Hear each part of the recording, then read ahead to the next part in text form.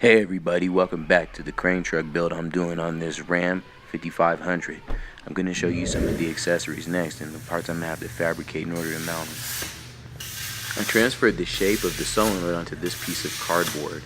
I used that in order to fabricate this bracket out of 1/4-inch steel. That'll give me a good mounting place to hold my solenoid so that way it doesn't bounce around when the truck's driving down the road. This connection provides lubrication to the PTO from the transmission. I just loop a piece of 1/4-inch hose up and over, and then I attach that into the solenoid that came with the PTO. You can see how they're kind of routing down and along the side. I used rubberized undercoating to protect the bracket from rust. It's going to hold my solenoid underneath the truck so that way it's protected. I'm going to show you how we mount it on there with a couple of 1/4-20 bolts.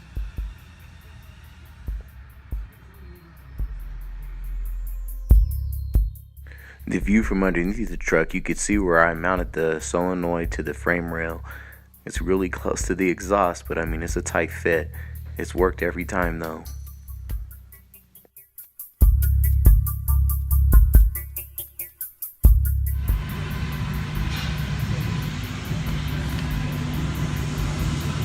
Next, I'm going to go ahead and route the wiring and the remaining hoses and then secure them in place with zip ties so that way they'll be out of the way and protected from the heat of the exhaust.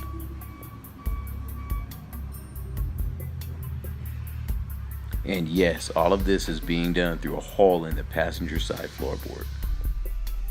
Now, onto the pump. I've determined that it's much easier to install these fittings before mating the pump with the PTO. But there's still a little bit of room in there. It's just a tight fit because of how close it is to the exhaust and the frame rail.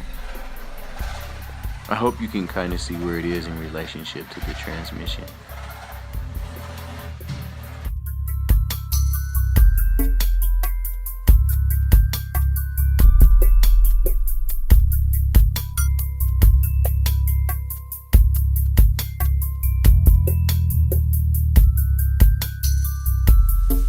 Next, we're on to electrical tie-in. Ram provides some blunt cut wires that you just have to pin out into these plugs, and then they attach to the rest of the factory harness near the fuse box under the hood.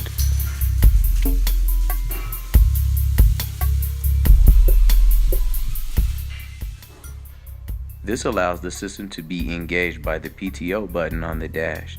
It requires that the vehicle be in neutral, and it allows you to set the RPM through the instrument cluster. With all the wires in place, I can finally go ahead and reinstall that floor panel cover. I like to reattach the heat shield before I do, but you can kind of get the picture of what I'm going for. After I stretch the carpet back, I install a few more electronic components like a power inverter on the dash and a two-way radio underneath the seat. It's just easier to do while everything's taken apart. Thanks for taking the time to watch my video. I'll be finishing up some more of the plumbing and I'll show you how we put this thing back together in part 3. See you then.